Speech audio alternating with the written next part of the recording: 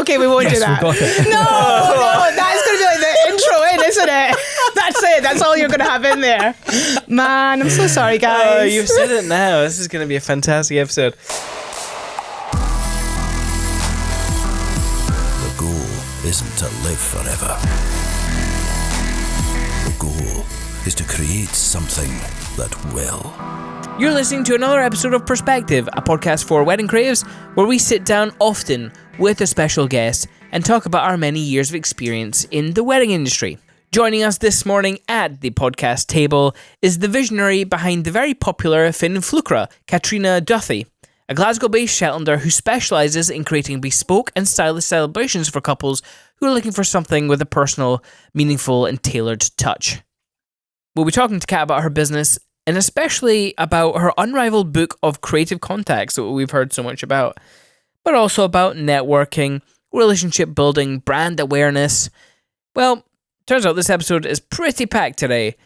If organisation isn't really your thing, you're not alone, but keep listening as we speak to Kat about her skills in both running a wedding day and running a wedding business, from software applications to tips you can implement yourself to put you back on schedule. This episode is, of course, sponsored by With Jack, insurance for freelancers and creatives. However, I'm going to get onto that a little bit later in the show. In the meantime, Greg, pour us those beautiful Sky Grounds. Sky Grounds, you mean the coffee we're drinking? Yeah. Yeah, so our friend Lynn Kennedy, who's a good photographer up in Skye, sent us some coffee. Mm-hmm. It's from Sky Coffee Roasters, and it's called, I'm going to try and pronounce this, luckily on the bag they have how to pronounce it, like phonetically. Oh, that's right? good. Okay. So it's Skiunach Jirak, and it translates to from red sky, or from sky red. So that's what we're drinking. Is this Gaelic? Is that what that is? I assume so. Cool. Sounded Klingon. It did. Well, I'm looking at the bag and I don't recognise any words on there. So we're going to pour some of that. Yes. And we've got Kat here with us. Hello, Kat. And Hi, she's guys. drinking a tea. Yeah, salted caramel green tea. Yes. And she actually brought in her own tea, and I'm very happy about this because on her website it says that she's a custard cream and a green tea fan. Now, we did actually buy green tea for you, but I didn't have any custard creams because my kids kept me away from the store. But that's good. That's fine. In fact, where's your custard creams? They're not on the table. Oh yeah, they're in my bag. Bloody I'll go grab them. Roast does that. Let's taste this coffee. Yes. I brewed it up in the espresso yesterday just to get it dialed in. Oh, really? Got a Chemex today because it says on it, it's got the recipe for how to make the espresso to their specifications. 50% Brazil, 25 Indian, and 25 Colombian. That's not the recipe for the espresso though. That's the breakdown. I told you there's no words on this I can understand, even English words. Would this be it? The espresso recipe? I suppose it would be. Dose 18.5 G, yield 35 G, extraction time 27 to 30 seconds. A bit of a bigger dose than we normally go. But yeah. It tasted Cool. nice on espresso. I haven't had any yet. I'm going to do this nice on the mic. Very good. You butchered it, Greg. You butchered it. Kidding. How's the Twinings tea? How's the tea? Is it Twinings? Tea's good. It is Twinings. Yeah, it's good. Yeah, they do all different flavours: coconut, chocolate, cherry bakewell. So yeah, I do like green tea, but I probably should have been a bit more specific in the fact that I prefer flavoured green tea. Oh, right, okay. But you weren't to know. You weren't to Yeah. know. So fair play. And all the fancy ones. Bakewell. Yeah, cherry bakewell. I didn't even know that was a thing in green tea. Caramelized apple, gingerbread. Yeah, I'm a tea connoisseur. Susie will appreciate this. Susie won't appreciate this. Moving on swiftly. Well, a fun fact before we go on, just because I like to embarrass myself. For years, I thought that was called Twinings. Twinings. I can get that. I can understand that. We're definitely establishing a pattern here where I'm just not good at words. Yeah. It's fine. I'm dyslexic. Anyway, how are you doing? I'm good. So, attempt to, without influence from me, the business name, what would your initial attempt at pronouncing it been? Oh, God. Because I heard Jo on here a wee while back, and God love her, she She struggled. Fin. And I would have gone Flkra.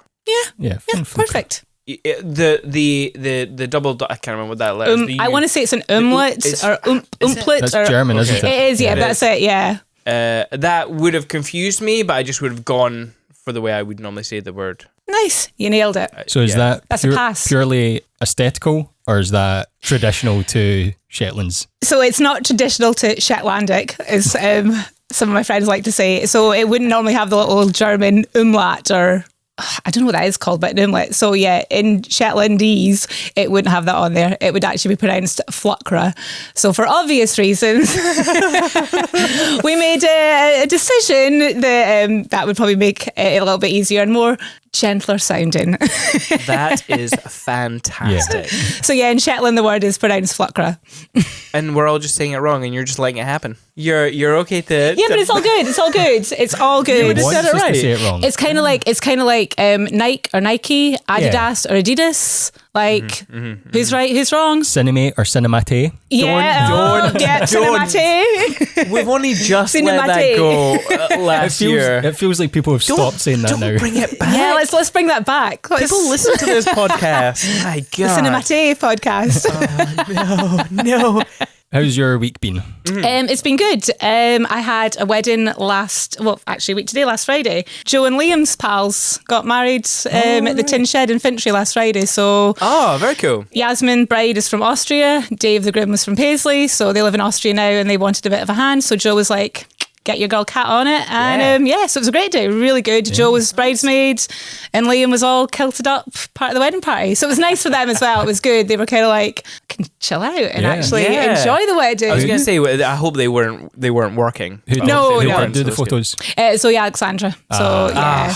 Good choice. Yeah, brilliant. Her and Sam were just lovely. So again, one of those ones where known each other through Instagram for ages, finally got to meet. So yeah, it was a great day. Rained a little bit, but we actually managed to have the drinks reception outside, so that's half the battle right there. So yeah, really good day, nice and chilled. They had their dog there, Domino, little daughter Sadie, who's 5 months, dogs, babies at a wedding, chilled out in a farm.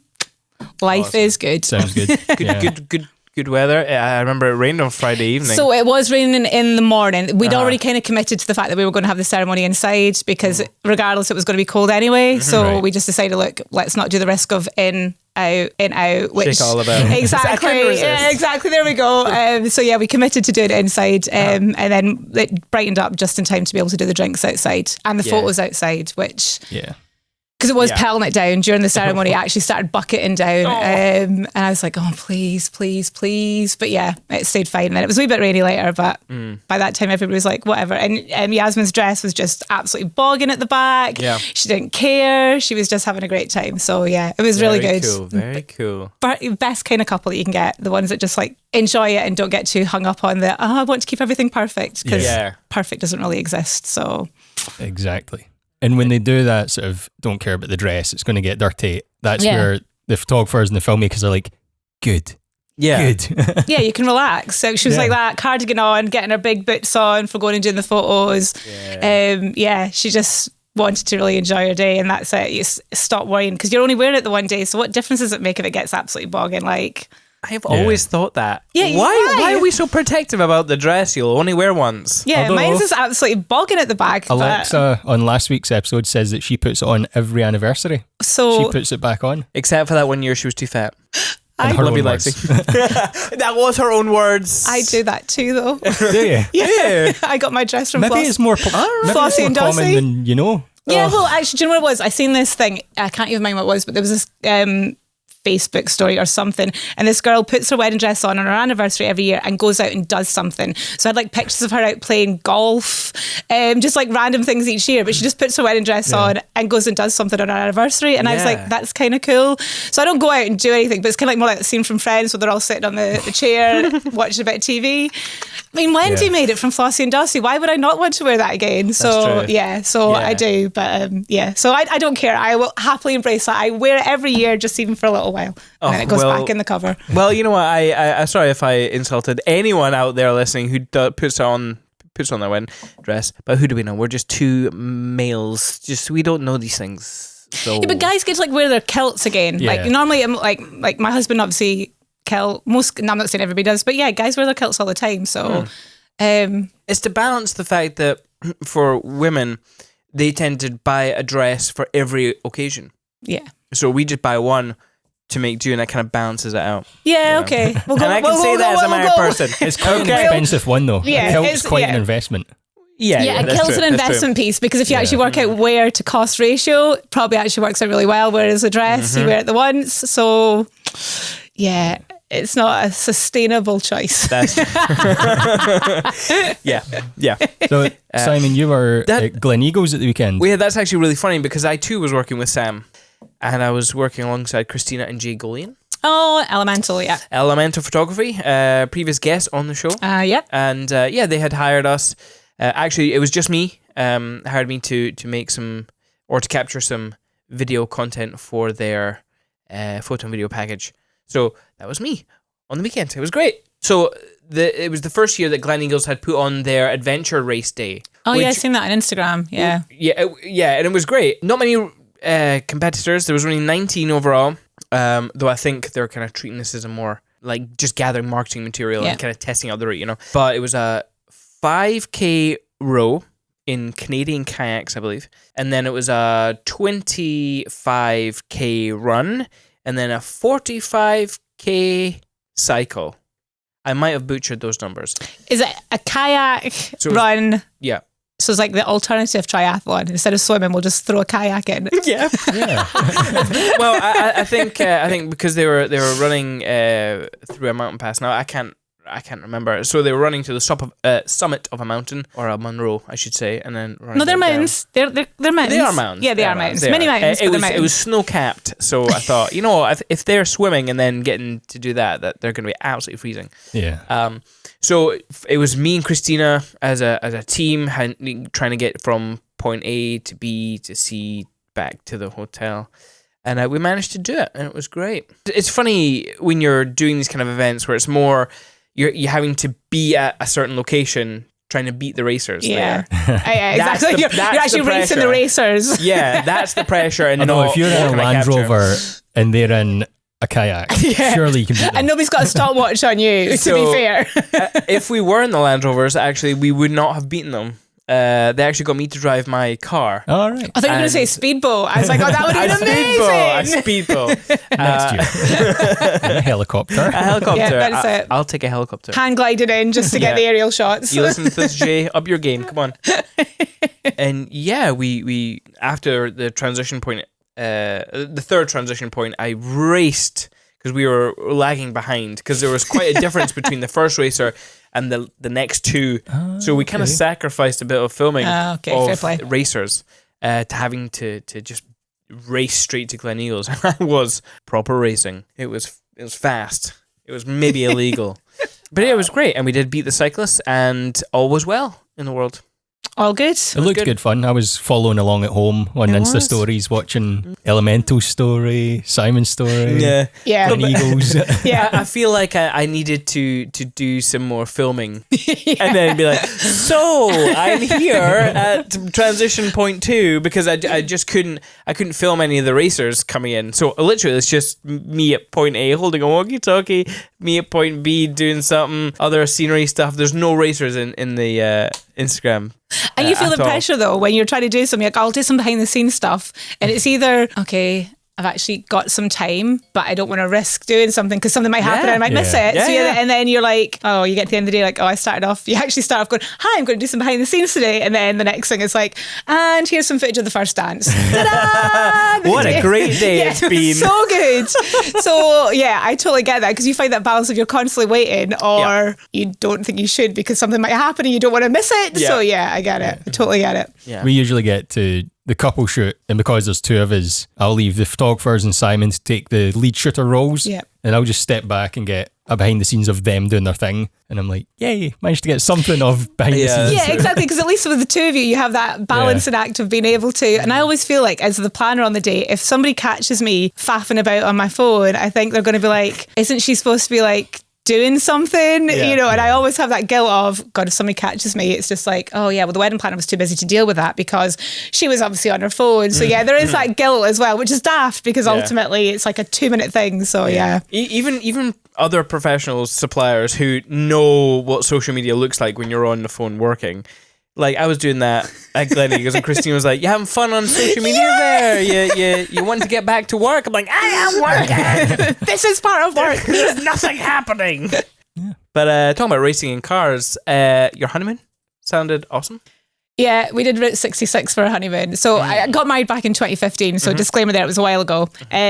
Feels like an eternity. No, I'm joking. It doesn't. I jest. If my hubby listens. Yeah, we did Route 66. So we kind of made a decision that we wanted to do a honeymoon or a holiday that was going to stand out from the rest. Yeah. We didn't want another beach holiday or just a city break. Yeah. So it was a toss up between the Pacific Coast Highway and Route 66. So we went with Route 66. And for people out there who don't know what Route 66 is, can you describe it very quickly? It is the mother road across America. It's over, just under 3,000 miles from Chicago to Santa Monica Pier. It used to be the sort of main route running through America. It no longer officially exists. It's kind of made up of patchwork roads, and obviously a lot of the interstates have kind of taken over a lot of what it used to do. So it was decommissioned officially in like 1986. So to navigate across it, you have to have several different guidebooks that kind of will talk you through turn-offs and where to go. But yeah, it's amazing. That's a it's good amazing. test for a marriage. Yeah, for starters, straight out. Yeah, so that was it. So the plan was that we were going to do half and half driving and navigating, and then I did a little bit of the driving, and I just could not get used to being on the opposite side. Andrew is useless at navigating, so we kind of decided quite early on I would navigate and he would drive, and that worked really well. I'm not going to say there wasn't those moments where you're sitting in the middle of nowhere in like a dusty desert ghost town going, where the hell are we? Hills of Eyes. Yeah. It was when you're in the middle of Kansas and there's like a gas station with two little old style fill-up station and a guy with the dungarees and the baseball cap standing staring at you. You're just like, okay, we need to get out of here right now. Like, right now. That literally is the start of every American horror. Yeah, movie. we pulled in and Andrew managed to, bear in mind this is halfway through the trip, pulled in and managed to get the fill up on the wrong side. So pulled up, and obviously we were supposed to fill up on the other side, so I couldn't stop laughing. And then he just drove round to the other side. Obviously the pump's still on the wrong side, so and this guy's staring at us, like staring at us out the window. I couldn't stop laughing. He got out, and then he was ages, and I was like, why is he not filling up? And then came back into the car harassed and sped off. And I was like, what happened? He goes, I couldn't get the pump to work. It wouldn't go down. So I walked in and I was like to the guy, and I laugh because I always think he's not English, but I always call him like Hugh Grant because he's so polite. He's so terribly polite. And in America that just comes across even more so. So excuse me, I'm really sorry, but I just can't seem to get pull the handle down, boy. Okay then. Runs out, fills it, off we go. So that's one of my favourite memories of the trip, I have to say. Sounds like a good honeymoon. Yeah, sounds great. Yeah, we did a pit stop in Vegas, not part of Route 66, but it's about 90 miles north of like point on Route 66. So we did a 4-night pit stop it was like just over 3 weeks. So it was basically, we were away for nearly a month. So yeah, we did 4 nights in Vegas as well, which was just... Did you gamble? Oh, incredible. Yeah. Well, if my husband had his way, it'd have been like, put it all on black. So we didn't put it all on black, but we went down in the morning, put $100 on black, came up red. Done. Gutting. On our way out to the Grand Canyon, just walked past one of the tables and I was like, should we do it? Just put $100 on? I go for it. Red. Red's my lucky colour. I knew I should have put on red. That was it. So, but have you been to Vegas? I've not. Nope. Oh, I cannot recommend it enough. If this was a travel podcast, I could fill it for like an hour just talking about how amazing Vegas is. So yeah, but the whole trip was great. I can't say there was anything that was bad about it, but yeah, Vegas was pretty standout, I have to say.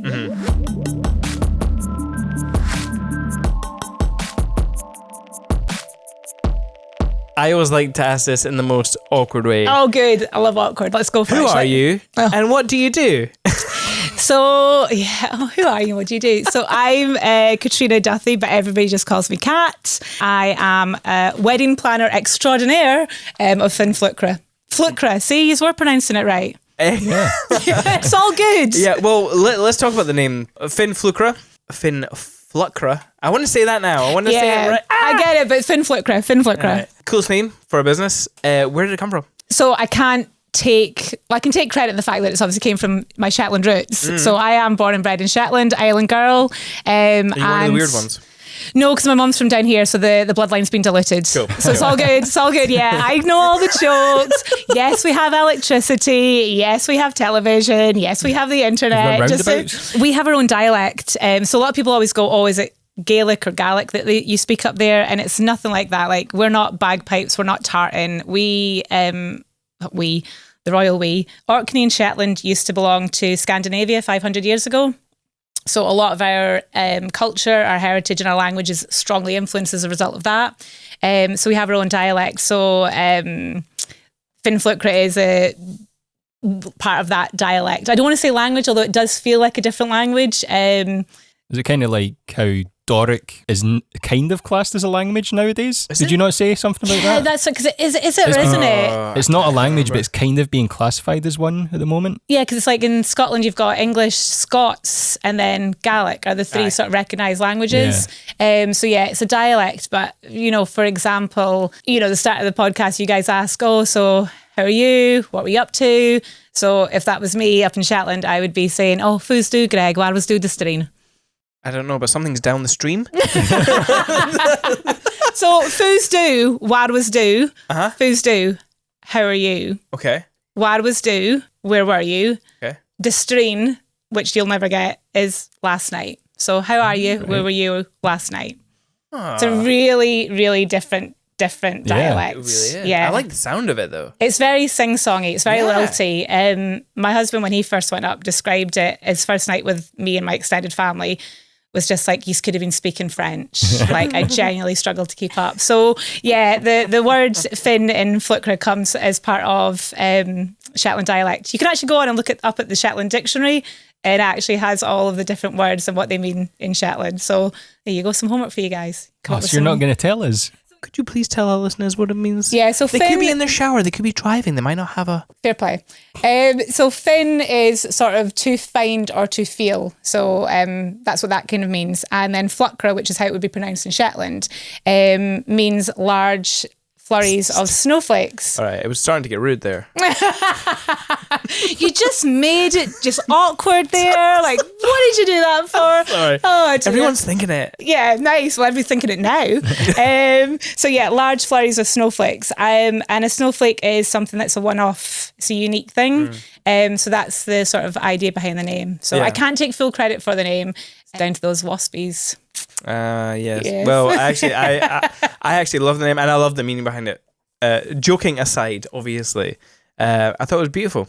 Thank you. Beautiful I do. meaning to it. I'm really chuffed with it because it does draw on something that's unique. It's my home. It's part of my background, and it absolutely depicts something that's, a strong vision, and it's very relevant to wedding planning in terms of you're wanting to create something that's a unique experience to find and to feel, discover something that's a one-off. So absolutely, I think it encapsulates all of that whilst keeping it true to me. So before, let's start right at the beginning.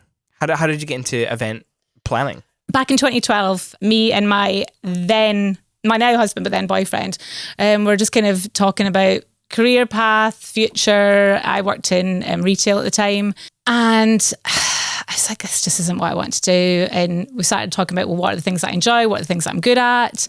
And it was him, actually, that was like, you considered wedding planning. It plays to all of your strengths, and I think you'd be really good at it. And I was kind of like, wedding planning, really? So I just kind of started doing research then, looked into it, did a bit of research in terms of the local market, did a course through the UK Alliance of Wedding Planners down in London. Oh, yeah? So I did an online course with them and went really well. And then I did that classic thing that I think we're all guilty of, perhaps, is who would hire me? Like, plan a wedding. I've not even planned like my own wedding. Like, why would anybody trust me to plan such a big thing? So I kind of shelved it, put it on the back shelf, and then life kind of got in the way. And then during the sort of planning my own wedding, I was kind of like, actually, I should have really stuck with this.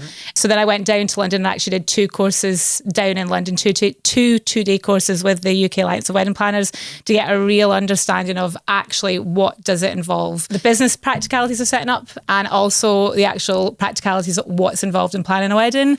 Yeah. So as opposed to going, I'm planning my own wedding, I can then therefore plan other people's weddings. you're not spending your own money when you're doing that. So you've got to be, it's a very different thing.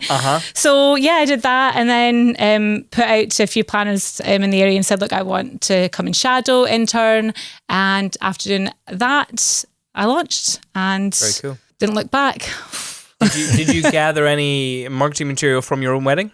Is that... So I used a couple of pictures. I think obviously what I did is I actually went out and did a couple of styled shoots to try and give myself imagery. I think it's really difficult as a planner because you don't have a product to show at the end of it. Yeah. It is really difficult. Photographers, videographers, you all have something to physically show at the end of it, whereas we don't. So you're trying to sort of encapsulate, this is what I can help you create.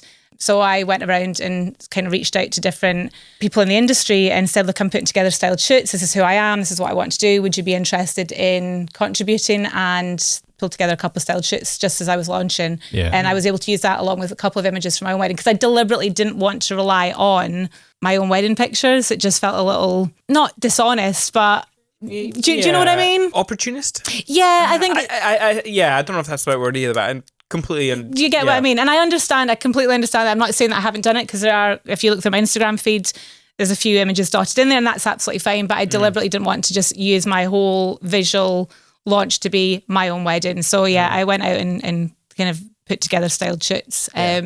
In fact, the first styled shoot that I did, Melody Joy, who was on, she was a photographer on it. Yeah. So Instagram, feelers, hi, I'm looking to do this. She was trying to sort of build up a reputation over in Scotland. And yeah, so she did the first shoot with me.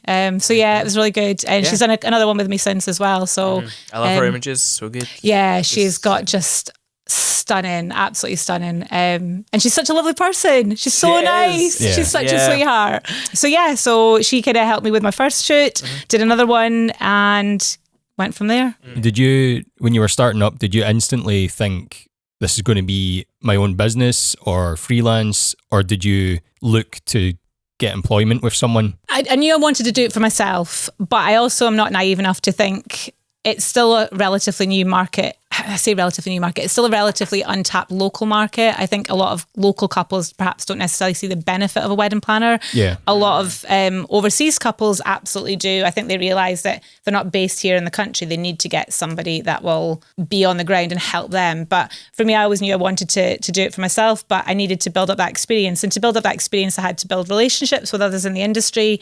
So I did reach out to a lot of planners and said, look, I'd like to offer my support, help, services. Out of the 10 that I mailed, 3 came back to me. That was nice. And only one of them actually offered me an opportunity. So Weddings by Sarah Jane, you guys have worked with her. Oh yeah. Yeah, love Sarah Jane. So, and she's been great. Referred business on to me. I've done support for her. I've actually represented her on a couple of her weddings where she's maybe not been able to go. And that's allowed me to build up my experience, build up my knowledge, build up my contacts, and also have somebody else that's in the field that kind of gets it. And you guys all know that as well. It's nice to have that bank of people that you can rely on, refer to, or even just, you know, share stories with regards to some of the frustrations that you have. So I still continue to support Sarah. I'm going to be working for her in a wedding in July this year as well. And that's really important to have that sort of relationships, I think. Yeah. Do we have a wedding coming up with her? Monday. It is Monday, right? Monday? Okay. Yeah, I was like, it's very soon. I know. I couldn't remember if it was this one or the next one. But yeah, that's going to be cool. I love Sarah Jane. She's lovely. Mm-hmm. Yeah, I'm actually really looking forward to it. Yeah. So, Fin Flükra is created, and you've obviously mentioned One at Wasp. Yeah. So, Waspies. Yeah. You went to them with a brand already? No, I launched initially, I think, which a lot of people do. You don't know what you don't know. Simple as, you just don't know what you don't know. Yes. And I also didn't necessarily have the funds to be able to invest in slick website as much as I would have liked to. And also I think there's an element of you could launch, pay all that money, get it all done, and then a year in, 2 years in, you suddenly realise, actually, this is not the direction I want to take my business, and then you're having to pay for it all over again. Yes. And I think a lot of people will resonate with that from speaking to a lot of people. So I did that classic thing of I went to freelance graphic designer, got my logo created, picked my own name, was originally so inspired, this name, guys, Love Cat D Weddings. Awesome. Yeah, loving it. Had a purple love heart in my logo and everything. So yes, I know. But you know, it was all mine. And I used website building platform, and I kind of created a basic website for myself. I'm incredibly proud of it because I did it all myself, and I am not remotely technically minded. But I knew it was enough to get me started, and that's what I needed to do. It's a case of don't let the great get in the way of the good. Yep. Just get out there, start doing it. I'm not saying it should look crap. And I don't mean that badly. It's a very visual industry that we're in. So you have to obviously ensure that you are putting out an aesthetic that you want to attract in terms of a client base. But I still was trying to figure out where my market was and where was it going to come from. And after about a year and a half, I had a better idea of what I wanted, where I wanted to go. And I had then built up, the funds to be able to go, actually, do you know what, I can actually invest in getting something done here that's more in line with my vision going forward. And that's when I was like, David, Gail, hi. Yeah. A couple of episodes ago, I was talking about Lisa Devlin and how we were going to go for sponsorship money because we mentioned farmers so much. I think one at was, but I think I'm going to come for you next. I'm pretty sure we've told David before that he should be paying for this. To be fair, that's what I'm going after this. I've got some more work they're going to do for me, and I'm actually meeting David this afternoon. That is fantastic. Well, say hello to David for us. So once Walnut Wasp had the branding and the website and all that stuff, and it launched, what's been the biggest thing that you've noticed change from Lovecat D to Fin Flükra? The quality of the inquiries that I get, absolutely night and day, and conversion as well. Actually being able to go and say, this is my service, this is what it's going to cost, and not being questioned or challenged on it. That has been the biggest thing for me, is just actually getting couples who really resonate with my vibe and are, they want their wedding to be something. They don't want their wedding to be formal, fussy and stuffy. They want to be able to have a good time, enjoy it, and they're not precious about things. They're willing to take my advice, listen, and that's been the biggest difference for me, is just absolutely nailing that side of things and having the confidence to actually go, no, this is the value that I place in the service. And if you don't see that, that's fine, but that has not really happened nowhere near as much since the rebrand, definitely. Yeah. So you're talking about all the kind of positive aspects of certain couples that are now coming to you. What is your ideal client? I suppose, as you mentioned earlier, not everybody, especially in the UK, thinks about getting a wedding planner. I describe it as, and it's really interesting because I actually say this to, when I'm doing a consultation with a couple, and they usually start talking about, oh God, so expensive. Oh, I didn't realise how wedding and everything's so much more expensive when you plan a wedding. And they don't necessarily know what they don't know. And I very much compare it to, you sit and you watch parents, friends drive your entire life. You watch people drive a car. You can see how a car's driven, fundamentally how it works. But nobody expects you to just jump into the front seat and set off and drive straight away. Wedding plan is a bit like that. You might have seen your friends plan a wedding. You might have even been best man, usher. You might have been involved in the wedding party. Very different when it comes to planning your own wedding and the actual nuances and well-intentions of those who love you start to put that pressure on you. And actually having a wedding planner come in and help navigate the logistics, help educate you. I think that's a big part of what I find my job is education for the couples. I think for me, that's exactly what, I want a client who wants to invest in their wedding, who wants to actually understand and sees value in the service that I offer and understands that actually they're paying for their time back. That's what they're effectively doing. They're paying to get their time back and actually reduce their stress levels. And only a certain type of client's going to appreciate that. People who don't necessarily have the time will go, actually, do you know what? I will pay somebody to do that for me because that's fantastic. And will trust me to make, the right decisions for them and make the right choices and recommendations for them and what they want. So I feel like I've rambled there. So what was the question again? I'm a rambler. I think that answered it pretty well. And I like the analogy of the driving instructor. It's true though. It's such a true thing works because quite well, yeah. you don't get into a car after watching everybody else do it and go, yeah, I've nailed this. Woohoo, let's go. Because there's so many things you just don't know. Yeah. You need someone to be ready to slam on the brakes in the dual control. But no. Don't spend your money on that. Yeah. That's not a good decision. Yeah. And that's why we describe weddings that have gone horribly wrong as car crashes. Well, yeah, actually, you know what? It's so true. Yeah. And I think it's a really interesting thing because, don't get me wrong, I'm not saying that every inquiry that I've ever gotten has, since the rebrand has nailed it, but it's very much a case of when you start to chat to a couple and, I want all of this for my florals, but I've been quoted this amount. Is that a lot? And I have to sort of really be honest and go, no, it's not. And actually, this is why. And I will talk them through and make them, and not make them, but help them understand. It's not like you're going out to Tesco's and picking up a £10 bouquet. If you want to do that, fill your boots, but fine. But you're not just paying for that. So it is a big part of what I do, is trying to help them understand that when they say that phrase of so expensive, and generally speaking, the type of client that is coming to me, once I sit down and actually go through things with them, you can see the sort of penny drop in a moment of, I've never really thought about it like that before, and I totally get that. And then they can make an informed decision. Do they still want to spend their money on that particular element of the wedding? Great. And if not, that's absolutely fine. But it gives them that understanding of what goes into that service. So it's a big part of what I find I do as part of my role. You've definitely got an inner criminal inside you. I will make them understand. That is going to be the start of this podcast, isn't it? It is, yeah. Actually, another thing that you said that I'd never thought about is the fact that you're kind of like a patsy for like any like family drama. It's fine, Cat's doing it all. Yep. I like that idea. Family politics is dangerous, man. It is, and I have had my fair share of run-ins with mothers or fathers of brides and grooms. Nothing excessive, but it's very much. And I'm very honest. I had a consultation with a couple this morning before I came in, and I did say that to her. I was like, I am the person who, in the final weeks, I'm there purely for you as a couple. I'm also there usually as a soundboard. So when your bridesmaids, your groomsmen, or your groomsmaids and your bridesmaids, whatever you've got, are maybe stressing you out, your family are stressing you out, vent to me. Get it off your chest. Have that. And I hate the expression, but bridezilla, groomzilla moment, whatever it is, get it off your chest. Great, that's fine. Absolutely no problem at all. Being married to a psychologist probably helps. I have a very nuanced understanding, being surrounded by self-help, anxiety, mindfulness books. So it does help, but it is a big part of what is involved in the job is, getting those phone calls of, they're driving me mad. My bridesmaids aren't doing what they're supposed to, or whatever it is. Yeah, invariably does happen, let's be honest. I'm going to take a chocolate lime. Go for it. Yeah, because I love chocolate limes, and fond memories of going down to the local chippy in Coatbridge in my childhood and getting a quarter pound bag of chocolate limes. Yeah, probably not the best sweet though to eat while I'm trying to do a podcast. I picked up the eclair midway through you talking, just a sly one, and I was like, yeah, no, I just swallowed it. So good. In terms of like portfolio, what would you like to put out there? Oh, obviously I know because I've checked out.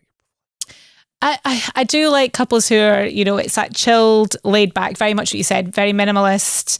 It's about the wedding, it's about the emotion of the day, it's about those little personal touches that, make the day theirs, and have a very laid back vibe to them. I don't want to say the word boho because I think that's maybe overused and perhaps not nailing it quite, but I do like that vibe of, we're here to have a celebration, surrounded by the people that we love.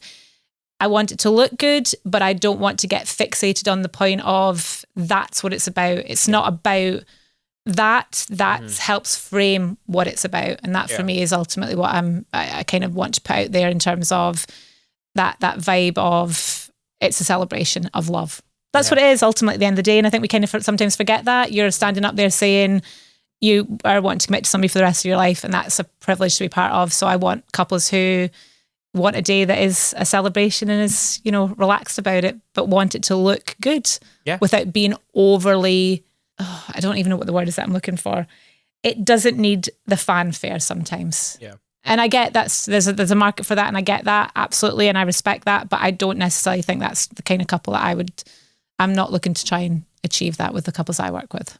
Yeah. That makes sense? Totally does, yeah. Oh God, I've said that about 5 times. I'm going back in for the sweetie and you can do some talking now. Yeah, there we go. Halfway through the answer, Greg was giving some very aggressive crunching. I was like, rude. I just committed to the crunch. Commit to it. Own it. Well, I'm done. It's because I talk so much. I'm from a family of talkers. Like, there's no getting away from that at all.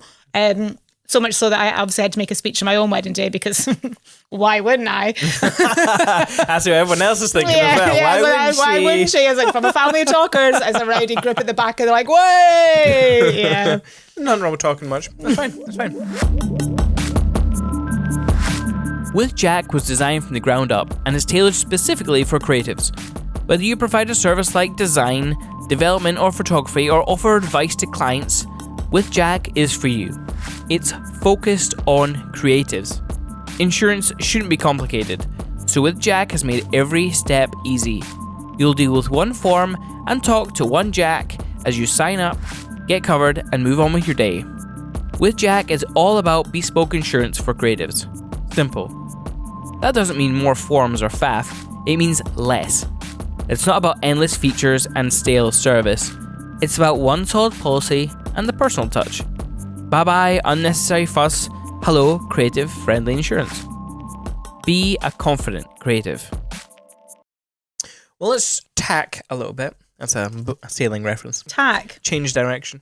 Is that what tack means? Because, like, really? Yeah. I thought it meant like thank you in Or change- Danish. Tack. and Well, yes, that also Norwegian. means that. But Tack, tack. Change of tact. Yeah, Oh, is that where that expression comes from? Change of tact? Or tack? We're going to tack. You know what? I could be completely wrong here. I'm going to research this and then see if I leave it in the podcast. I'll just make you doubt yourself totally. Yeah, you have. Let's talk about the kind of the backbone for any, well, for the majority of businesses. Let's talk about the backbone of any business. Networking. On your website, it describes you obviously as a visionary. Cool. But it also says that you've got an unrivaled book of creative contacts. And I like the way it's written. Yeah, good. Because it makes you badass. Well, the thing is, but you're right. It's like, I am badass. You're We've right. already established that. Without coming across arrogant, I'm a lovely person. So, I don't want lovely cat here. I want crazy criminal cat. So yeah, it's as a wedding planner, how can you possibly call yourself a wedding planner if you haven't gone out there and tried to, build relationships up? And actually, I'm sure Heather from Broad Brides, when she was on, talked about the fact that I stalked her, I was just I was just writing that. Stalked Heather, damn right.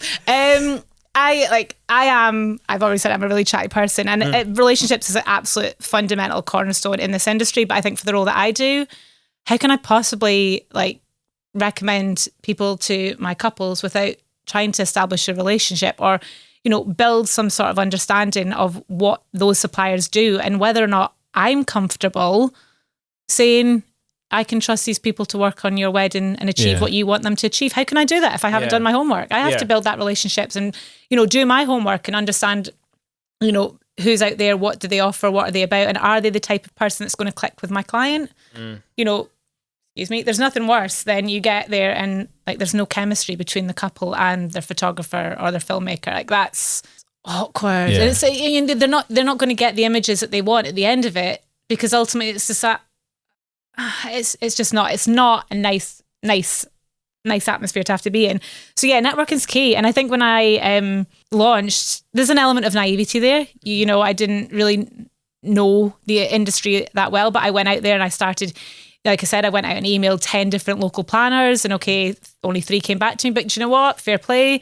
And just started, getting styled shoots together. My sister, who's, got a good Instagram following, was the one that put a shout saying, my sister needs a photographer. That's when Melody got in touch because she followed my sister and was like, dying to do something in Scotland. Tell her I'm going to be over. Let's do something. And being able to maintain that relationship. Wendy, who made my own wedding dress from Flossie and Dossie, I went and spoke to her and said, look, this is what I'm thinking of doing. What's your thoughts? Would you be willing? And, every shoot I've pretty much done, it's been a Flossie and Dossie dress that's been in it, because stuff's stunning. And I've maintained that relationship. And through those relationships, then somebody else will say, well, actually, you might actually benefit from getting to know this person. So I had seen one of the style shoots I did at the start. I'd seen Melanie from Briar Rose Designs had done a shoot at the Govan Baths with the flower cap that was made, the swimming cap that was made of flowers. Right. She did it a few years ago. Kat Robertson was involved with the makeup, and Wendy's lingerie range was part of the shoot. And I'd seen that swimming cap, proper 1920s vibe, but it was a swimming cap made of flowers. And I was like, I need this woman in my life. I need to know who she is. And that, I messaged her. I was like, look, I'm putting together a shoot. I'd really like you to be involved. And contacted Kat Robertson that way and Gillian from Pin Up Hair. I was like, hi, this is who I am. I'm new. I'm really upfront and honest. Brand spanking shiny and new. I totally get you might not want to work with me, but hi. And through doing that and being consistent and sort of just maintaining those relationships. And Heather, I submitted the shoot and Heather's like, oh yeah, it's great, I'm going to publish it. But she just had her second wee one at the time. And so time was just, getting sucked up with that side of things. So I was like, hi, it's me. Hi, do you want to meet for coffee? Shall we meet for coffee? Hi, you said you were going to meet me for a coffee. Shall we meet for a coffee?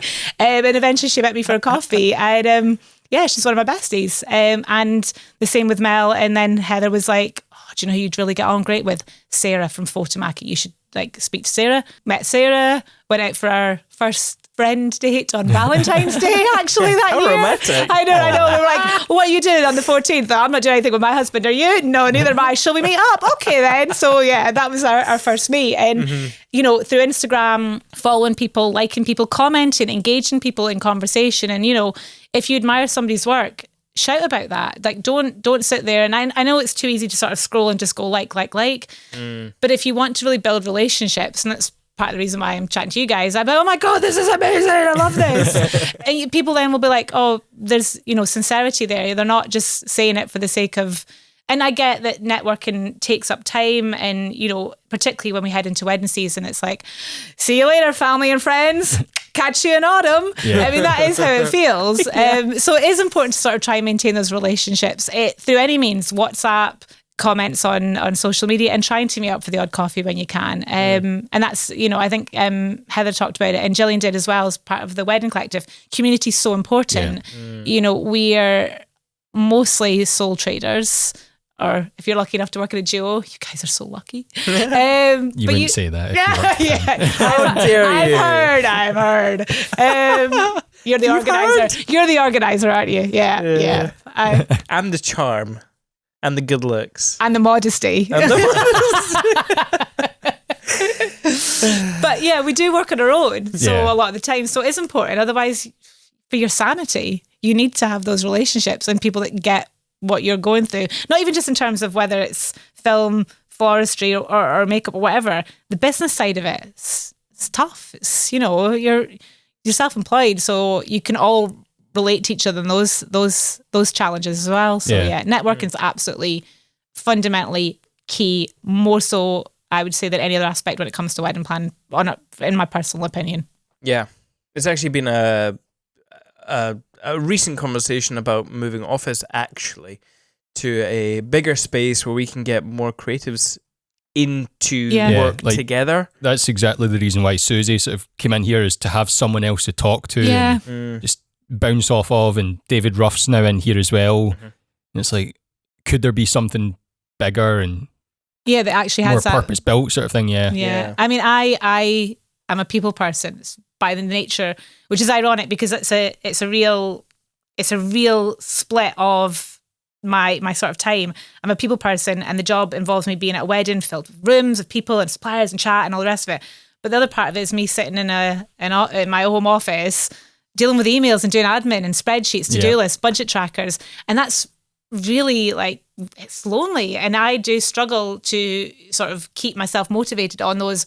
I'm at home in the office all day. Like if my husband works from home, even just having him in the next room working, I am more productive because there's that background hum of there's somebody else there. I can pop my head in. Oh, I'm going to have a wee break. Oh, do you want to? Yeah, we'll sit and have a wee. Oh, lovely.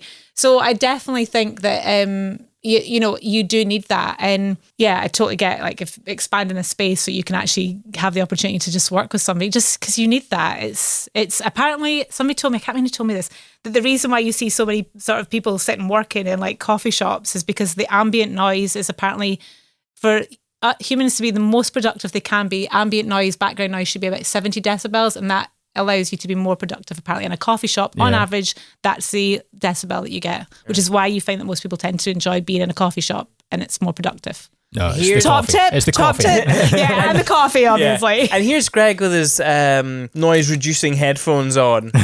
He's not playing anything. He's just channeling me out. Yeah. That's just rude. You're not being productive enough, Greg. Listen to me, I will make you productive. Talking about other suppliers and your unrivaled book of creative contacts, when you've sort of built up this friendship, how do you know when you can trust to recommend them to your couples? How do they progress into that? It's a difficult one. I mean, style shoots are a great way of doing that because ultimately you've built up a relationship you know how they work, they know how you work. And also just maintaining that contact on a regular basis and investing that time. I think when it tips into the, do you trust them? I think it's one of those ones where I'm of the mindset of, would I trust, if this was my wedding, would I trust this person to do it? Right. And if it's perhaps somebody that I've not worked with before, or, a couple's maybe already booked somebody, or they're asking me for a recommendation and it's maybe not a supplier that I'm familiar with, I will go to other planners and say, look, does anybody else have experience of working with them? Because ultimately, I've not worked with every person in Scotland. I don't think any of us have, let's be honest. That'd be a tall order. So sometimes it is using your relationships with others to be able to get that recommendation, to give you that confidence to go, okay, that's fine. It's a gut instinct. Don't get me wrong, I've not got it perfect. There has been one example whereby I recommended somebody and it was the wrong thing to do, and it invariably ended in it wasn't anything major, but I had to have a conversation with the couple the day before the wedding to say, this isn't exactly what you wanted, and I'm really sorry, but this supplier has let me down, and I have had to go back to them, but they're not prepared to budge. They were fine about it. It wasn't a major thing as part of the wedding, but it taught me a valuable lesson in terms of investing the time and actually knowing the person, or at least knowing somebody who knows them confidently enough to be able to go, yeah, that's it. Yeah. Sometimes it's too easy to go, oh, well, actually these venues have used them before, and therefore, hey, they've been used by several venues, so that's a good sign, particularly for suppliers who perhaps don't come up in every single wedding. You're always going to have a photographer, you're always going to have florists, cakes, all those sorts of things. So it is important that I, invest that time in relationships, and then ask for recommendations, and also try and make time to just meet people face to face. Again, and the only reason I'm saying, I feel like mentioning Dan again, it's because I listened to that podcast. I was on a plane down to Birmingham on Tuesday, so I was listening to that podcast there, and he was talking about obviously moving to Italy and going out there, and some people would be really willing to actually have those conversations, go, yeah, let's go meet for coffee, and others don't. And I get that you can't possibly meet everybody. Like, you just can't. There isn't the time for it. And I get a lot of emails now from suppliers, photographers, filmmakers who maybe want to come to Scotland to build their portfolio. Oh, we'd love to work with you. And at first I would reply to all of them saying, thanks so much, but I just don't have the time now. And I feel bad, but I've become much more clear around, if they've taken the time to address it to me and it's only been sent to me, that makes a big difference. If it's a hi there, and you can see it's just been a BCC, everybody in their dog job, I'm like, delete, I think, is there anyone out there who actually reads those messages? I mean, I'm sure maybe you read them, but you know them a mile off, and they're not. It's the same people that are sending their money to the Nigerian prince. Yeah. You can instantly tell when an email is just a bulk email. Oh, yeah. But if somebody goes to the detail of learning about you and sending you some custard creams. Yeah, exactly. That's it. Gluten-free. Gluten-free custard creams. Gluten-free, please. That would be great. Oh, bloody hell. I think it's a German company, actually. Scharf. Scharf? I would have said Scharf. Scharf. To be fair, they're in Tesco, so okay. Other supermarkets and brands are available. It's not the BBC. Sorry. So it must be really difficult to have a brand where other people's business affect your brand. Yeah. That must be really tough, actually, especially when you're starting out. Do you ever work with anyone who's new? Like, so you like you said, you're kind of fresh blood. Do you feel then that you want to work alongside people who are the same kind of wedding generation as you? Yeah, no, I get that. I think it's even though Yeah, no, I totally get what you mean. And it's that difficulty, because when I was the noob, I was the one going out there saying, hi, people, work with me. Now, there's no reason for anybody to turn around and go, yeah, let's I'll do a style shoot for her. There's no what's the incentive for established businesses, what's the incentive for them?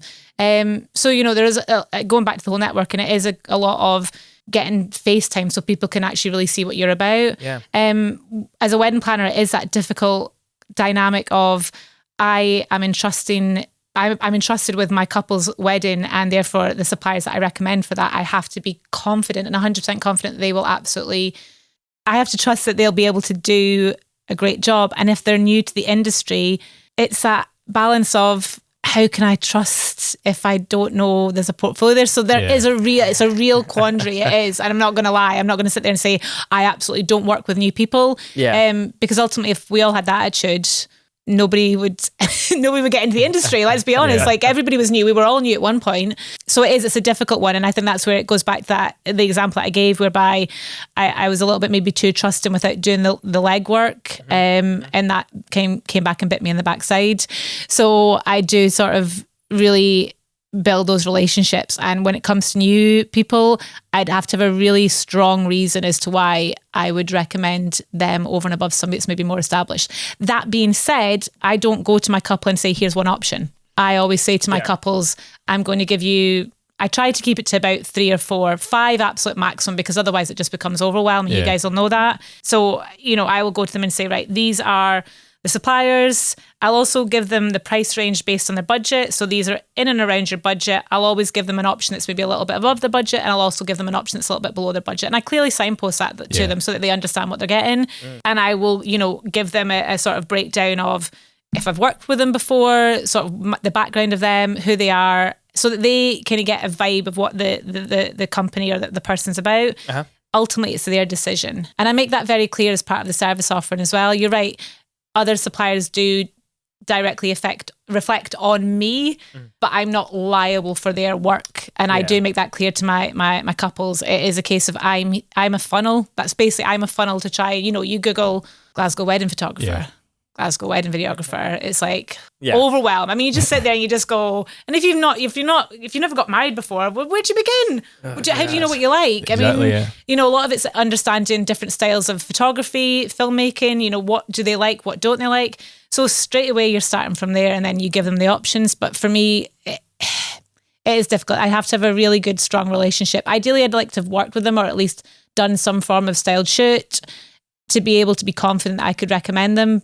But then that's the same with me. The wedding last Friday, Joe and Liam recommended me 2 years ago. Now, 2 years ago, I wasn't even a year old. I was still, I had a handful of weddings under my belt. And Joe, who'd gotten to know me through Broad Brides, was like, yeah, I think she'd be great for you. I think you could really use her help. So there's a trust, there's a leap of faith involved as well, I think. And that goes for any element of the industry. So yeah. Obviously, you do a lot of Facebook and Instagramming, and especially the stories. You do a lot of stories. I see you talking a lot, and I quite enjoy it, to be honest. You're quite open with it. Like I said, chatter, overshare. Yeah. Is it important for your brand to do that? Yeah, 100%. I'm the product. Yeah. As pretty as my Instagram feed might look, and, as pretty as my website might look, they're not buying that. They're buying me. I'm the product. So, for you guys, the cakes, as I said, anything that's got a tangible product, that's what the couple are looking at. They look at that and they can go, oh, that's fine, it's great. But I'm the product. So they need to get to know me. And for some people, it's, some people are dropping an email. When was the last time you guys got a phone call to say, hi, we're wanting to inquire about our wedding? Does that ever happen anymore? Does anybody actually pick up the phone? It did happen last month. Was that a month ago? Yeah. First time in 10 years. It was usually it's a car crash. It always catches you off guard. You're like, it's a proper call. It's not a call centre. Yeah. Oh no. Okay, right. What did I do? I've not got my elevator pitch ready or anything. Yeah. It's true though. So a lot of couples, they'll drop you an email, and then it's that whole education of, right, well, this is what I can offer. This is sort of my minimum fees. And if you go in straight away with minimum fees, a lot of the time people will be like, oh God, actually, was that really, have we factored that into our budget? So I think a big part of it for me is trying to get that FaceTime, and a big way of doing that without having to actually, for couples without having to actually reach out to me initially, they get to know me through Instagram and through my Instagram stories.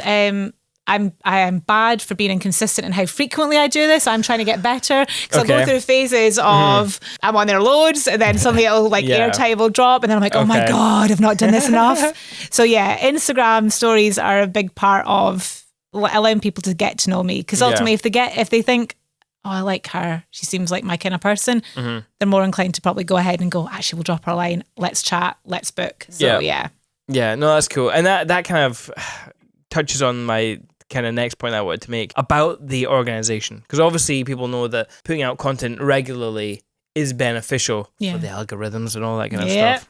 All the witchcraft. Yeah. Do you have you Well, I just answered this. Do you have any routines for your social media? But I just answered that, haven't I? Haphazard and as and when. I do try to sort of, I try to post at least twice a week. I get the whole, every day would be ideal. Like, but let's all be honest. It's just, you can't. Like, you can't. You just can't. I mean, there are people out there that can, and I get there's lots of tools out there to help you in terms of automate it. But I don't know, I just feel for me, I like it to be, and I get that probably from a time saving, I ironically being the planner, you think I'd be all about the efficiency, but I like the authenticness of posting something and it being in the moment. Now I know that probably puts a bit more pressure on me, but I do try to stick to the rule of 2 a week, and I try to story at least a couple of times a week. That part, getting a bit better at. Yeah. So obviously you use your Facebook for live videos. You use your Instagram for stories. Kind of similar content. Do you have a preferential one for any kind of content that you use? I think Instagram's great for just general behind the scenes stuff. I think and couples do, when I go back and look at sort of the interaction and the response that I've had, it's all been the sort of behind the scenes stuff, not necessarily the, you could put the professional front. Hi, I'm planning a wedding today, and it's just about the realities of what's going on behind the scenes. So I've got in my highlights reel, there's the Harry Potter marathon that I did with my stepson last October. I recently watched that again. I did enjoy it. Right, so it's a Harry Potter marathon. It has hee-haw to do with wedding planning, and Jack, my stepson, bless him, is not going to be at any of those weddings. So it's, and that had such the amount of people that were like, is there a couple of nuts? The amount of interaction I got, and from people, and the amount of new followers I got off the back of that was just really interesting. And it just showed to me people were more interested in sort of the behind the scenes stuff. I mean, I think Joe touched on it when I was doing my kit bag as well. Like, I did a story on my kit bag, this is a wee while ago, around everything that I kind of have in my kit bag, and the amount of people were like, that is amazing, you carry all of that to your weddings, what do you have in there, why do you do it, what sort of things do you need to get asked for that. So yeah, behind the scenes stuff I think works really well, because suppliers and potential clients probably get something from it. But yeah, the Harry Potter marathon's definitely one of my favourites. There's a Lord of the Rings one in the pipeline, but it's really but you don't go Hobbit, do you? My husband wants to commit to the full thing. As any responsible adult would, but it's the Hobbit. Yeah, I know. Not feeling it. I feel like they took one book and dragged it out over 3 films unnecessarily. I was trying. I mean, that's the common. That's the common thing that people say, right? And it is true. I wish I had something else better to say, but it's true. Yeah, I remember reading that in primary 4. Our teacher, that was our class book. Bear in mind, I grew up in Shetland, so our classes were like 15 at the most. So that was our class book, primary 4. So we would read the Hobbit. It's primary 4. Like, they took a book that you're reading in primary 4 and made it into 3 epic movies. What? Yeah. So, yeah. But Lord of the Rings, numbers talks off. Director's version, obviously. Yeah, that's what we would be doing, director's cut. So, fantastic. Yeah. Fantastic. So it's about 23 hours worth of film we worked out roughly. How much is Harry Potter? Because there's 8 of them, right? So that was, we worked out it was 19 hours, I think, or 20 hours. Wow. It was a kick off the arse off it, because obviously they split the final book into 2 films. Yeah. And top tip. Which caught you out on your Instagram story, I noticed. Like, top tip for anybody that's planning on doing the Harry Potter marathon or any marathon, do it in the summer when it's light and not dark for half the time, because we did it in October. And also, don't do the 2 films break. Hammer as many films as you can as soon as you get up. Because actually that was a mistake that we made by doing 2 break. By the time we got to the evening, it was dark. Jack was getting tired. Had we just hammered maybe 3 in a row in the morning, then break, then another 3, we possibly would have done it. But God love him, he gave it his best shot. You both did, to be fair. The first video is you, and you look tired as all hell, and I'm like, have I skipped to the end? What's going on? What's going on? And it's like, no, this is the start. Oh, it's, what was it, 4 o'clock in the morning? 4 o'clock in the morning. I get it. Yeah, Your face, Greg's face. 4 o'clock in the morning, that's dedication for you. Yeah. That's some top organisational tips there. Yeah, top, honestly. And the only reason is because actually a girl came up to me at the beginning of this week and actually referenced to me, my daughter watched that and is now saying that we have to do the Harry Potter marathon this weekend. And I was like, top tips for you. So which goes to prove that that's the sort of stuff that I think people resonate with. They want to know who you are. And I know you guys had Joe and Liam on, and like Joe, I love Joe's stories. Like, and I hadn't met Joe, and I remember the first time I met her, actually physically meeting her, I walked around the corner. It was for a Broad Brides workshop, and I walked around the corner. I was like, Joe, you don't know me because you can't see the other side of the story when you're doing your Instagram stories. And it was that awkward moment of, don't worry, it happens all the time, Kat. I was like, okay, panic. So and so that's I do. I think the Instagram stories are great for kind of getting people to know who you are. Mm-hmm. Yeah, and something else that's really good for it is Carol Ann from Harper Scott. Oh, yeah, she's great. Mm-hmm. I love her stories. And funny story about Carol Ann. Okay. So this kind of loops back to networking, building relationships and sort of chatting through Instagram. So I really like Carol Ann's work, and I'd sort of been trying to build that relationship. So I'd been messaging her back and forward on Instagram, and it was round about the time she was pregnant with Hattie. Mm-hmm. And she's messaged me back and forward, and I've been chatting for about maybe three or 4 months, and chatting away, and then she messaged me off the back of something saying, "Oh, how are you feeling? It's getting really tough now, isn't it? When's your due date?" I was like, she thinks I'm Kat Robertson. Because Kat Robertson was pregnant around about the same time as Carol Ann. Yeah. So we've been messaging back and forward for about 4 months. And I kind of had to message her back. And I was like, Carol Ann, I think you think. And she's like, she was more, oh my God, I'm so mortified. But brilliant though, because actually, off the back of that, then it was one of those ones where we actually finally met, and she's like, oh my God, I can't believe it. I was like, oh, it's so funny. That is amazing. I love it. Again, Instaland, Yeah. and obviously I'm going to leave that on the podcast because it's hilarious. Yeah, and she's going to be listening so embarrassed. It goes back to the whole thing of me stalking Heather and then me stalking Carol Ann, but then Carol Ann thinking I was obviously somebody completely different. But it all worked out in the end. It's all good. Yes. And you're now all friends who know each other. Yes. For like reels? For like reels. Yeah. Moving on from social media, but still sort of talking about being organised, a lot of creatives in the wedding industry, or creatives in general, default saying, oh, I'm a creative, I'm not organised, I don't like systems or stuff like that. Unlike yourself though. But unlike me, yeah. He likes a good But chart. the nature of your job, you touched on you work in the creative industry, but much more organised. Being the organised end of it. I would hope. How do you... The title's literally a planner. That's like an epic fail if you're not nailing that part of the job. So does that come naturally to you? Oh, yeah. Organised? Yeah, totally. Yeah. I am the organizer. I'm the oldest of 3 girls. I am the one that I'm the bossy one. That's what my sisters would say. Even the police officer, bossy one. It's just naturally how I am. I am organised. That's how I'm built. I like to plan things. It's just how I operate. It's not to say that I can't deal with the curveball. Obviously, the very nature of doing wedding planning is if you can't deal with curveballs, forget about it. You just shouldn't be doing the gig. Yeah. But, you have to have a plan and then a backup plan. And I love that. It's very much natural to me. It's, all the jobs that I've worked in before, I've worked in banking and then retail and as a manager. And that jobs involves time management, people management skills, organizational skills. You might have your day planned out, but you're also responsible for a team. That team will have things that crop up that throw your plans out. So you have to adapt and evolve. So yeah, absolutely. I love a good to-do list. I love a spreadsheet. I love ticking things off. I remember I was chatting to Carol Ann about putting together table plans for a wedding, explaining how I do that. And she was like, oh my God, the admin that you do in your job just stresses me out. like that is my worst nightmare.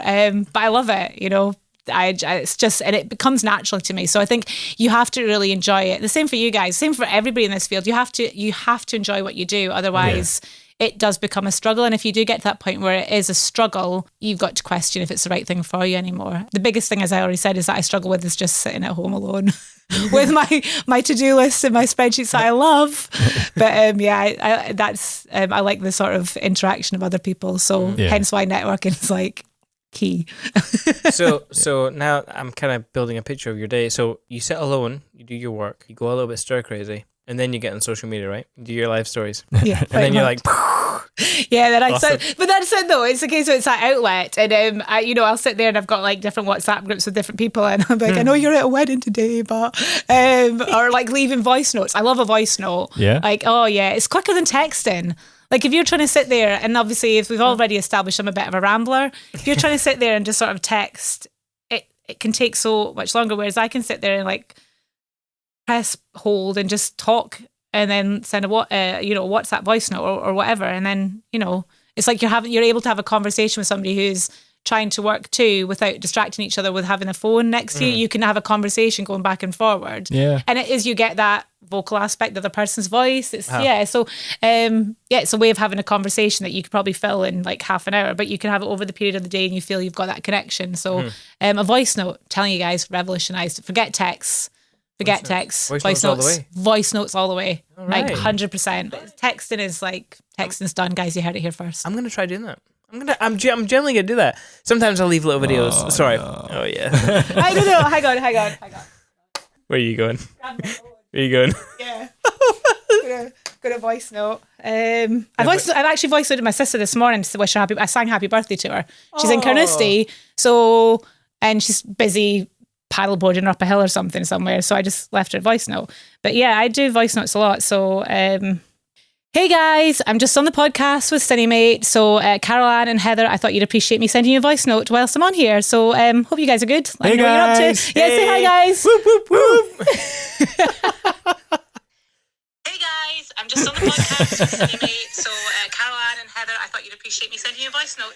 To past So guests. just send.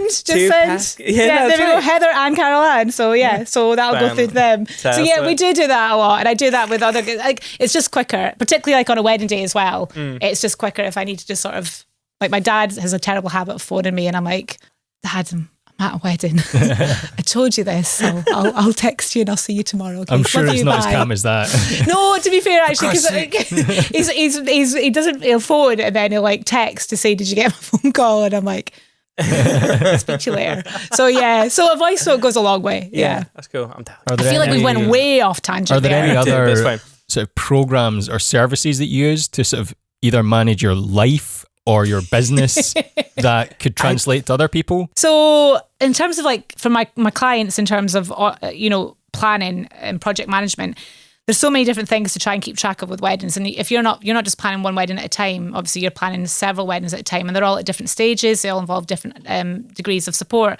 So I have a system called Aisle Planner. It's an American company, but it is effectively it's project management, but it's project management specifically designed for wedding planning. And it's great because you can incorporate all your lead management in there. You can incorporate all your templates for timelines, seating plans, all that sort of stuff can be incorporated into that. You can assign tasks to your couple, so you can effectively onboard your couple onto their wedding project. And then you've got a timeline checklist, and they can go in. It's got a design studio, so you can start to narrow down the aesthetic. Right. Yeah, you've got the contacts in there, so every time a supplier's booked, you put them on there, their details are on there, their payment schedule's on there, and then the system automatically generates the reminders for the payments.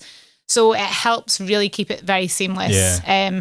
Because when I first started, I was doing it through, Excel spreadsheets, Word documents, and that was fine. But as I started to take on more and more weddings, it was just becoming too difficult to try and manage it in different folders. And I just was like, no, I need something. And reached out to other planners, and a lot of them were like, well, try this. Some people find it works really well for them. Some people prefer to just stick to old school. And I know there's other project management systems out there, but yeah, it's absolutely the one that does the job for me perfectly. And it's great because it has got every possible checklist item that you could possibly think of. And it's not just a checklist for what you're going to do for the couple. It's actually really good in the fact that it's checklist items on there for them for things that you won't necessarily be involved with, but they still need to be reminded of. So, for the bride in terms of alterations for her dress, fittings, all those sorts of things that you just buying your underwear that will complement your dress, all of those sorts of things have to be factored in. And some people don't necessarily know that. So the checklist is absolutely definitive, and you can add to it as well. And it's just really easy. So, and it's interesting because when I do sort of message suppliers to say, hey, payment's due shortly, do you want to send me over your invoice? Oh my God, this is amazing. Like, I'm so used to just having to chase up and send the invoice and then chase it again. Yeah. So, yeah, and it means that the couple have got full visibility and full control. I think a lot of couples sometimes do feel they still want to have that control, and trying to reassure them that I'm here to help. I'm not here to take over your wedding planning. It's your wedding. Like, whatever you say goes. It gives them that sense of, okay, I'm still in control. It's still very much my wedding and I can see everything that's going on and nothing's been done without my say-so. So it's a good system, definitely. Yeah. Cool. And for other suppliers, that's awesome. Like, get your couples to have a planner, because then they'll make sure you get paid. You don't have to remember. It's one of those things whereby you do, because I'm a big believer of happy suppliers will do a better job for your couple on the day, and that includes being fed, being watered, just being looked after. So as much as I am there first and foremost for the couple, but a big part of that for me is making sure that the team that are there on the day are absolutely supported. If things happen and run away with time, then it can be difficult for me to try and manage what I would like. But I think, getting a meal, getting something to drink, these are all basic things at a wedding. And if you feel like you're constantly having to kind of, there's a meal coming for me, whereas it's easier for me. I'm like, got 4 suppliers that need fed. Got 4 suppliers that need fed, guys. I know you're kind of up against it, but can I get them fed? So, and it just puts the onus on me to make sure that, the other suppliers are looked after. So yeah, absolutely. Get a planner. How can any other supplier help you do your job? Or can't we help you do your job? No, not at all. And you guys, I think it's interesting because at every wedding that I've been to, I've had a supplier, or as I said before, like a venue coordinator who are maybe a wee bit hesitant or unsure or standoffish. And I know that people have perhaps worked with planners and have had maybe bad experiences, and I get that.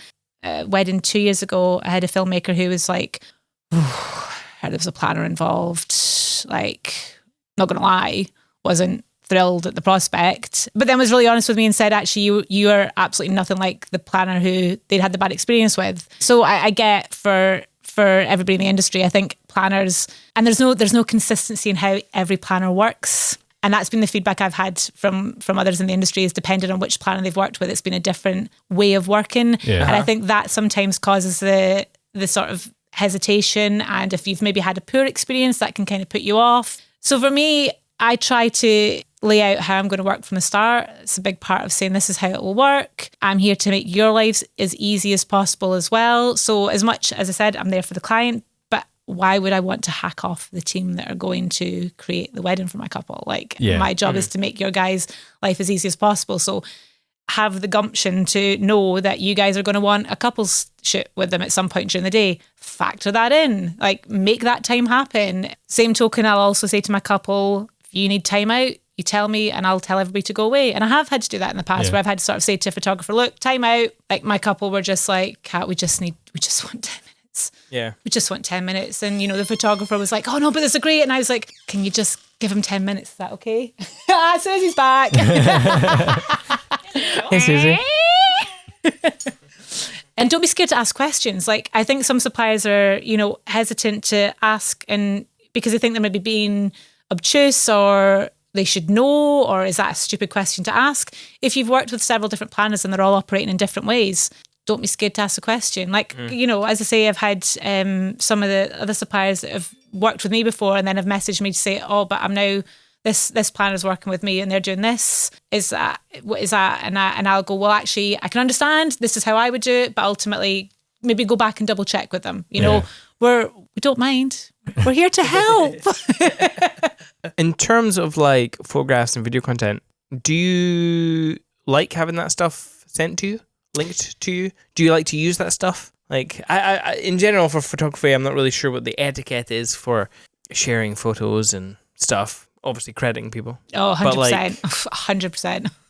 If I've been involved from the start, it's really easy because ultimately the photographer, the filmmaker have got the gig directly off my recommendation. So ultimately it would be unusual for them to turn around and go, no, you're not getting you're not getting these that images. Would be weird. I mean, it would just be awkward because I'm not going to recommend you again. So but for those couples who've perhaps booked those suppliers and then I'm coming in at the end, that's where it's a slightly different relationship. If it's a photographer that I know and have a relationship with, then it's easy for me to sort of say, would you mind having use of the images? Absolutely fully credit you. And I'm absolutely, that is key. But I'm also not naive to think that they have to. If I've not been involved from the start and I've just been brought in towards the end, they don't have to give me those images.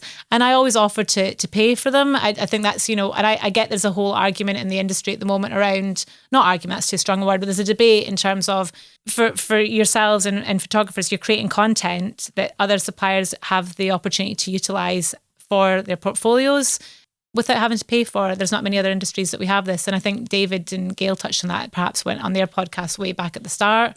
And I get that. So I do always offer.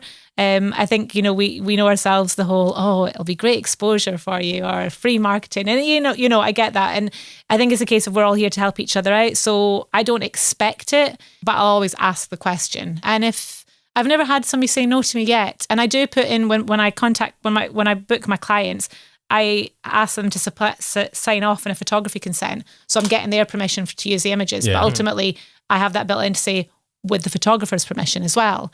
And that's key. So I don't assume, but ultimately for me, it's very difficult to be able to showcase what I do without using the images from the weddings that I've helped organise and plan. Yeah. So I do have to make sure that I have those relationships to be able to ask the question. So yeah, I do absolutely want to get the use of those images, but I understand that I'm not necessarily entitled to them. And that all comes back down to networking and building relationships. Yeah. And that's kind of, obviously that's why I mentioned it. But it's like when we release a trailer, we always put down every single supplier who maybe doesn't even feature in the video, but just was involved in the project. Because for our work, it's more focused on the people. I mean, there's obviously some details in there, but it's more the moments that we try and capture. So it is difficult. But, and I think with Instagram as well, it's like that quandary of, particularly with styled shoots, if I'm putting an image up, not everybody that's been involved in that shoot is in that image. So I've tried to sort of create a balance of, I will tag the people who are in the image because I get that saves to their Instagram feed, but then I will list everybody that's involved in the comments. Yeah. Because ultimately, if you're the cake maker, you don't need the picture in your feed if it hasn't got the cake in it. Yeah. But you still want to be credited for being part of the shoot.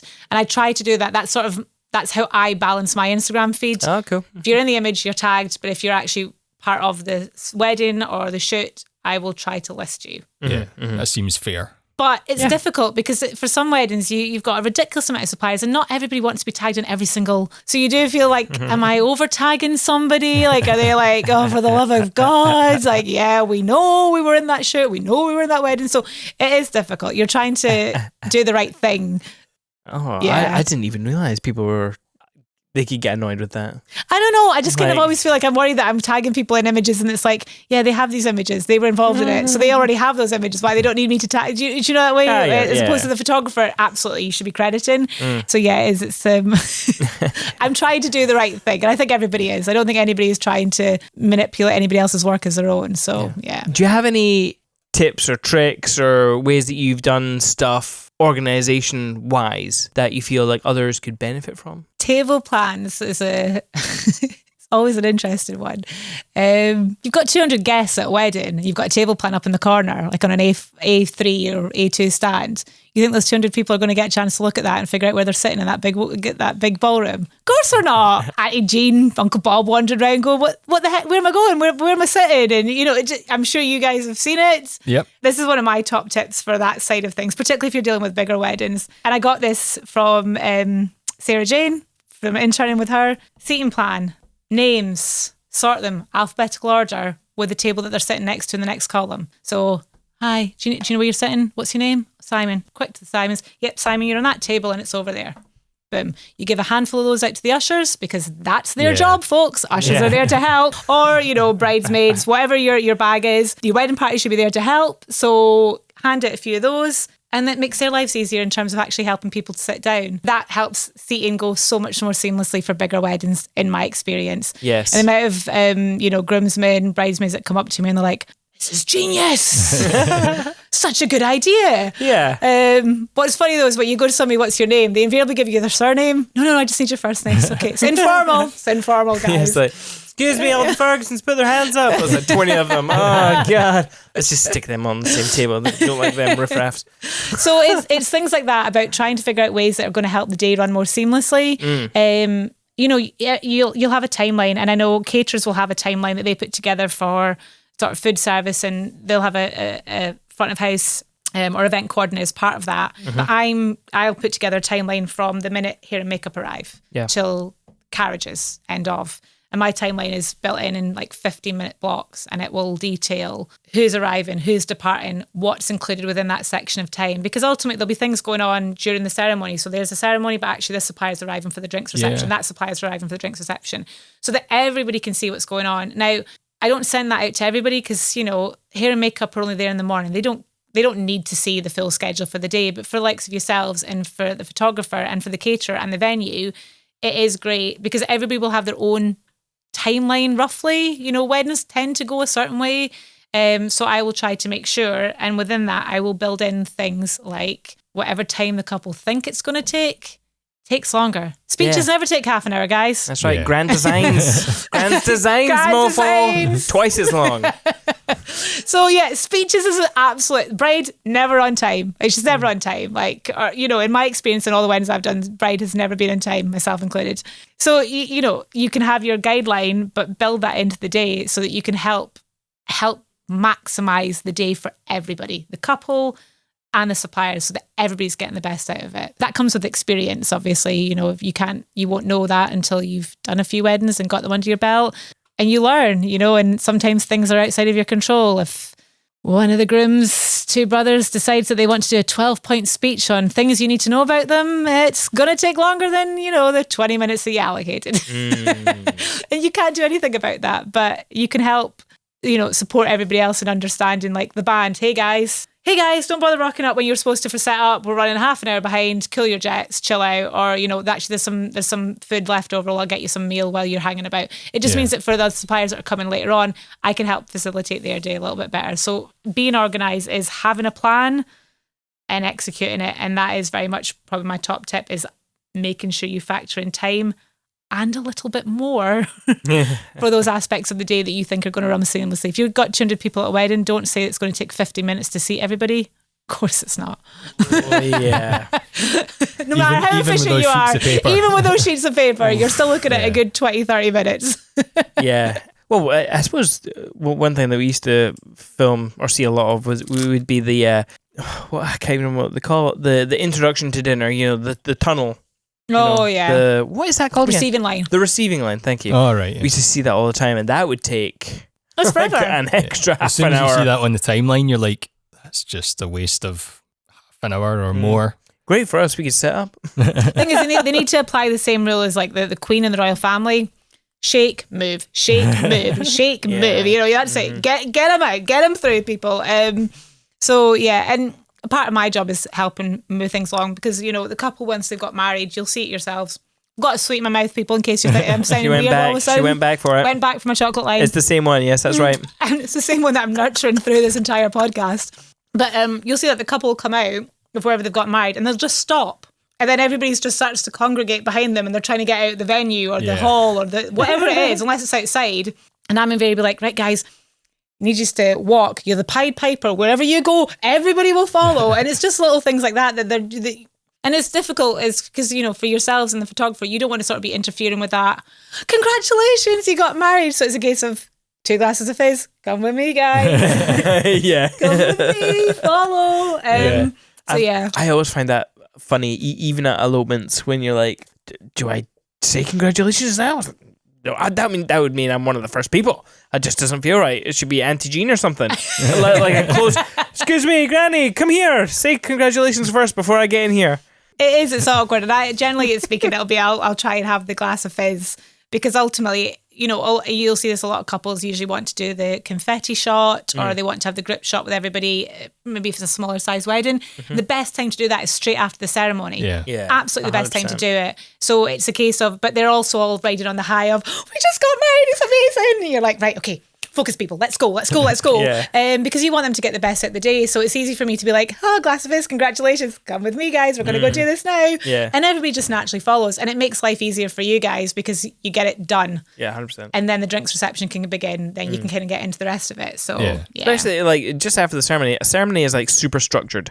Yeah. You know, it's like, especially if it's in a church, it's like really formal. There's rules and etiquette you need to follow. To have the ceremony end and then just to apply a little bit more etiquette and just get that tunnel done and confetti shot, no one really, you know, that's kind of painless. But to get everyone out celebrating, having a drink in their hands and then get them back. Trying to coordinate that back. Oh my goodness. Don't. Just build it in. Build it into your timeline. If couples say, I want the confetti tunnel or the confetti shot, great. Want the group shot? Right. It's going to happen straight after the ceremony. Yeah. Like non-negotiable. Unless the weather has other ideas. Touch wood. But generally speaking, you know, that's the best time to do it. So again, factor it into your time.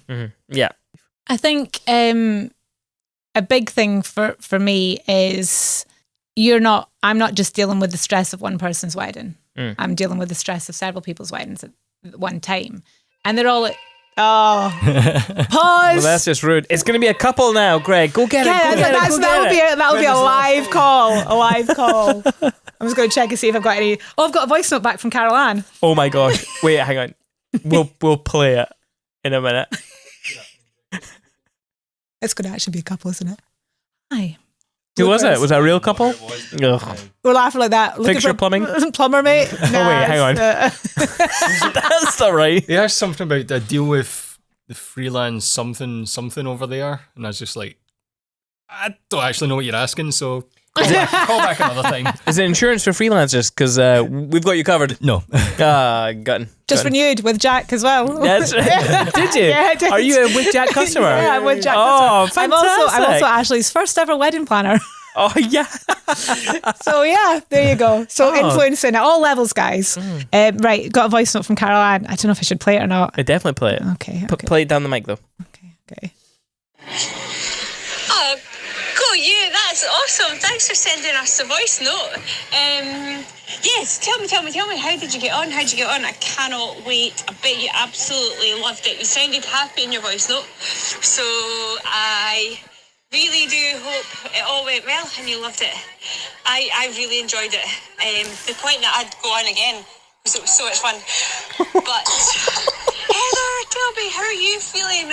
Yeah, that's the other chat. Heather's not been well, and it's been our wee boy's third birthday, and she's got tonsillitis, and so is he. So, well, someone wants to come on as another guest. There we go. See, as that was going on, I was expecting this could go. This could go wrong. Somewhere else. Like, where are we going? Oh, Kat, and how'd you get on to the doctors? Oh, right. And this is how networking should really look like. Calling up friends and on podcasts that are recorded and committed to forever. Brilliant. Oh, man. Not only have you thrown her under the bus this episode, you've played her a live message of her. Oh, God. She'll love it. I know she will.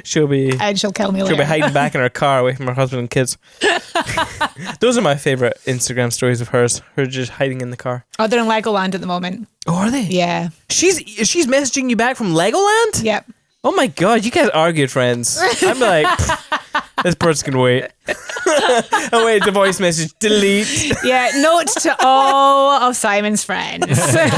You're obviously not that important. They're all like, no. But thanks for coming in. Yes, thank you very much. Chatting. It's been lovely. I'm so sorry I've rambled on as long as I have, but it's fine. Been good. That's fine. I'm probably not going to edit as heavily as I do for this episode because I kind of like the rambling. Please, I've been listening to a lot of longer form podcasts, and obviously I edit our podcast down to, I even take out some of the spaces, and I'm kind of liking the joy of hearing rambling. the thoughts or catching all those so's and backtracks. If people want to find more of those so's, where can they see your Instagram stories? So yeah, handles the same in all of them. Fin Flükra, no umlaut though, so it is just FINFLUKRA,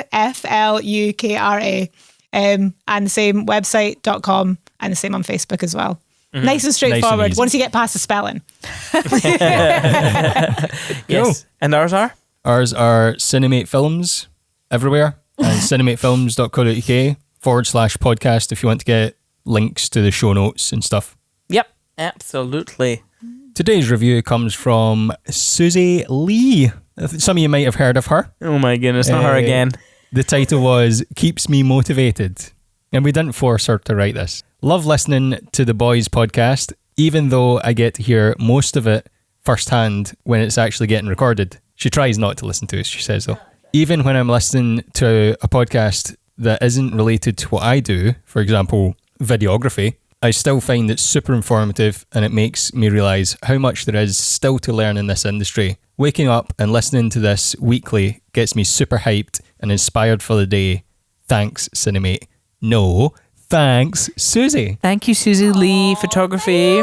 She's actually here listening to this. actually Yeah, here. I'm listening to the way you're reading it because it's probably got no full stops and you had to like add it in yourself, like breathing points. Greg can't read. Fine. Yeah, thanks boys. It's been great. And I always want to be part of these poddies, but I know I just ruin it for you, so It's true. Yeah, here you are, forcing your way into the ending of the podcast. What she doesn't know is that mic's not on. oh. It is 100% on. It is. We hope you enjoyed this episode, and if you did, hit that subscribe button just so you know when the next episode goes online. Leave a review. That really is a help to grow the podcast. And if you don't want to do that, totally cool. You're still our friends. But just tell a friend about the podcast. Until next time. Enjoy your life.